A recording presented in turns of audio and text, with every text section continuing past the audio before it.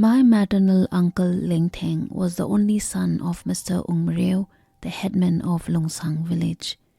The villagers called him Yarteo, meaning small man, as he was of a small stature.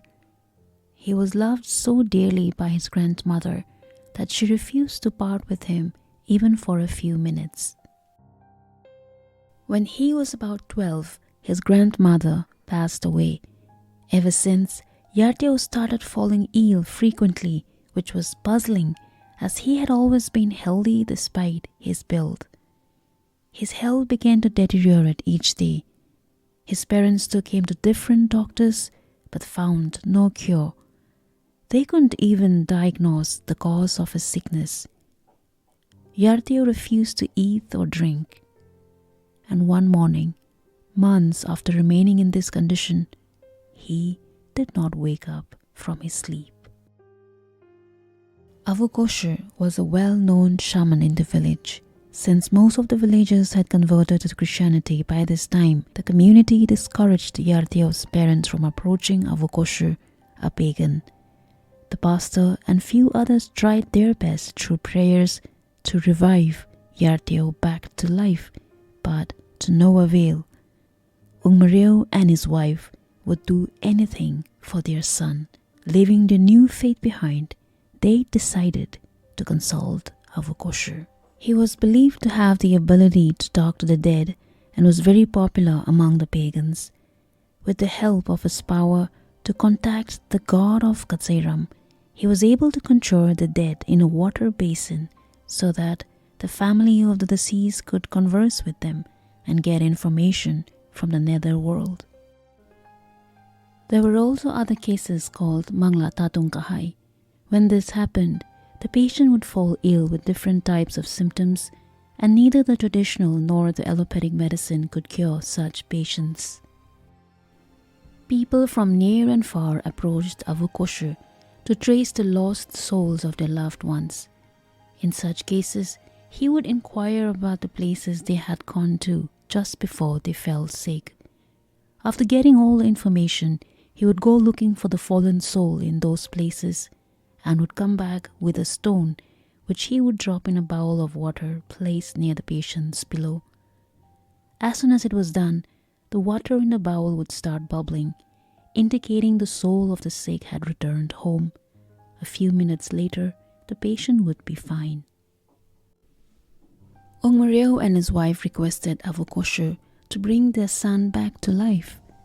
Avü Koshue agreed to do so. Even though he vehemently opposed the new religion, he asked them to fetch 5 spotless bulls to sacrifice to Kokto, the god of Sheol or Underworld.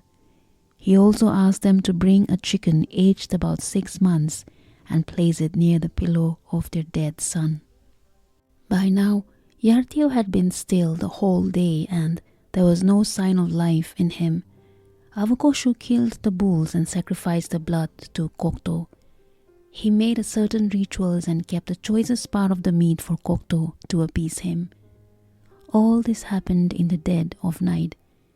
After midnight, he came back to the hall where the body of the child lay. He told Ukhrul's family members and elders present there to keep an eye on them, as his soul would also soon be leaving his body for Kazeiram to fetch the soul of Yarteo. My mom, who was very young then, was an eyewitness to all these happenings but said she could hardly make sense of what was really going on. It was only years later that she was able to recollect with an understanding of what actually took place that day when her only brother was brought back to life by the village shaman. As she recalls, her vivid memories revealed the following accounts. Avü Koshue asked us to sit beside my dead brother. He then told my parents and some elders to keep a winnowing fan ready. He said his soul would leave his body and go through all eventualities, and his body would almost be in a state of dead. The chicken beside my brother Yarteo would also become unconscious like him until his soul returned. He told us to wait for the sound of the chicken going crew, which would indicate that my brother's soul had come back. He instructed the elders to fan him when he would start sweating and strictly told them not to stop fanning him until he becomes conscious. He told them not to make any noise lest the god be annoyed. After all these instructions, he filled a jar with drinking water and placed it near his head. He started to perform certain rituals and prayed to Kokto to release the soul of the boy. I cannot remember many of the things that he said, but what I vividly remember him saying was, "You must let him go. He is their only son and they can't live without him. God Kokto, I'm coming to Kazeiram to bring back the soul of the child. May you restore the life of the boy to the family, as they have given you what you ask for." After these words, he and the chicken collapsed together, but I don't really know whether they were breathing or not. We were not allowed to go near him or my dead brother.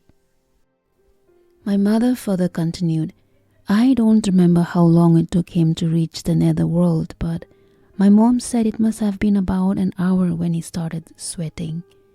I remember the elders asking for the winnowing fan, and moments later they were busy fanning him.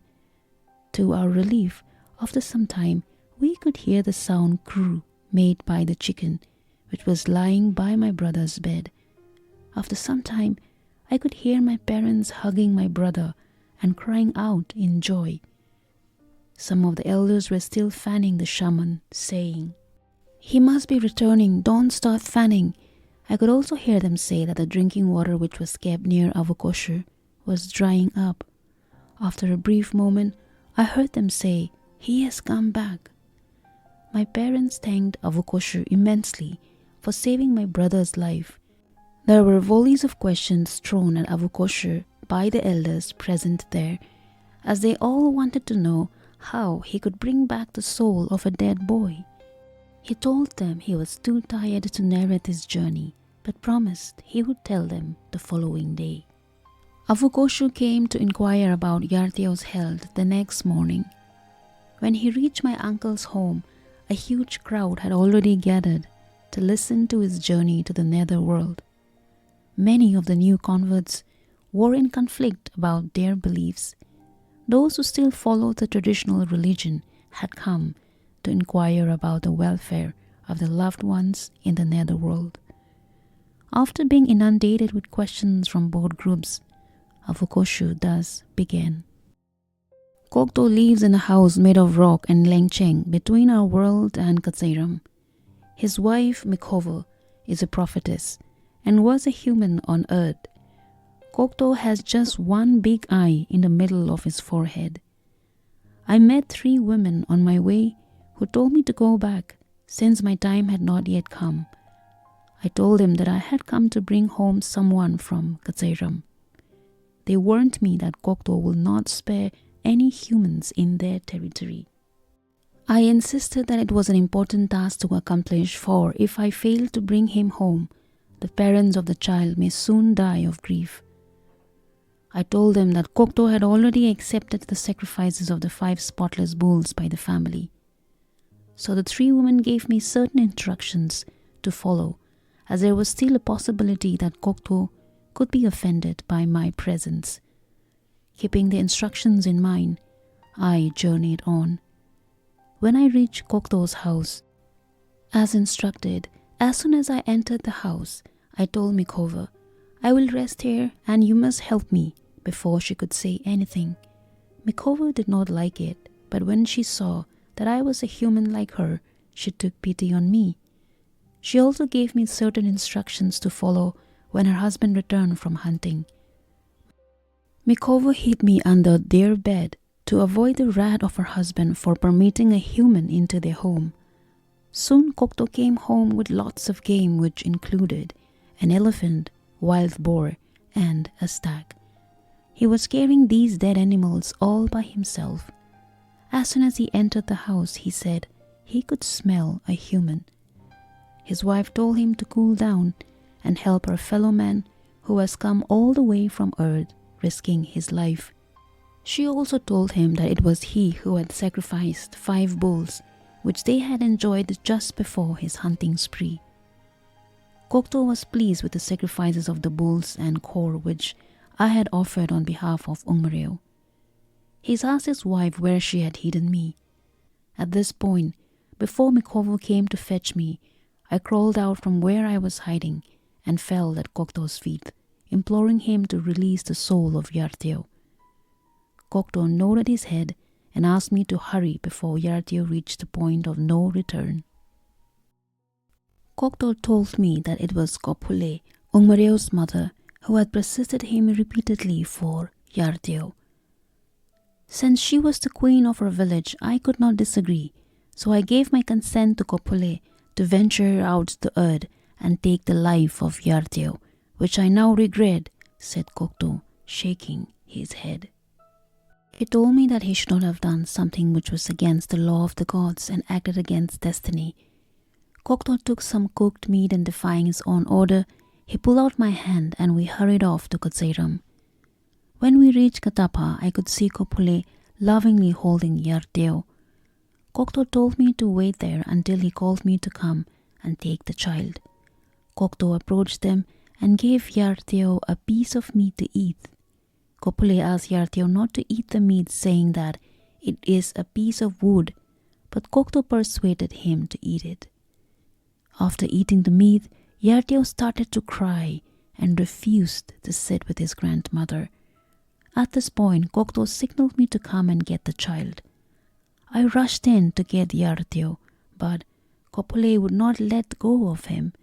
She held him so tight that I struggled for more than 10 minutes to free Yarteo from her clutches. She started to scream, and many of Kazei people came to her aid. It was only because of Kokto that I could escape with Yarteo. Kokto asked me to carry Yarteo and run. He'd said he would not be able to hold them back for long. Carrying Yarteo, I ran as fast as I could. As we fled, I asked Yarteo why he tried to free himself from his grandma. After eating the wood given by that scary monster, my Ai looked like a ghost to me. So I got scared of her, said Yarteo. When we reached Khanong, I could see a dozen of them chasing us. I told Yarteo to run as fast as he could, lest they caught up with him. From there till the sacrificial place of the bulls, I had to fight them. They let me go only when they heard the sound of your rejoicing over Yarteo, and that was when I was able to come back to earth. Many of those who came after us were Kopule's loyal relatives. Yarteo was provided with whatever education was to be had during his time, and later became the headmaster of a government primary school in Koso village. He passed away on 29 December 2016, having lived to a ripe age of 86.